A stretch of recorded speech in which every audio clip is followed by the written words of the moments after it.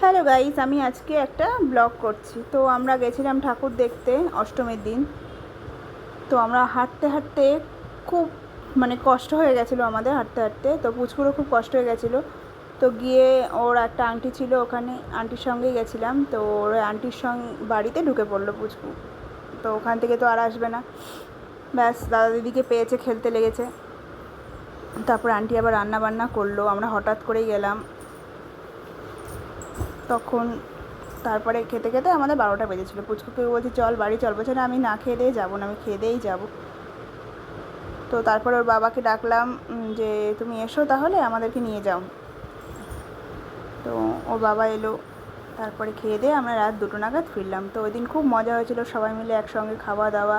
কিন্তু ওর আন্টির খুব কষ্ট হয়ে গেছিলো। তো এতগুলো লোক হঠাৎ করে না জানিয়ে চলে যাওয়া মানে তাদের জন্য রান্না বান্না করাটা খুবই কষ্টের ব্যাপার। পুচকুর জন্য আমি ড্রেসও নিয়ে যাইনি, পুচকুর দিদির একটা ড্রেস পরে ফেলেছিল।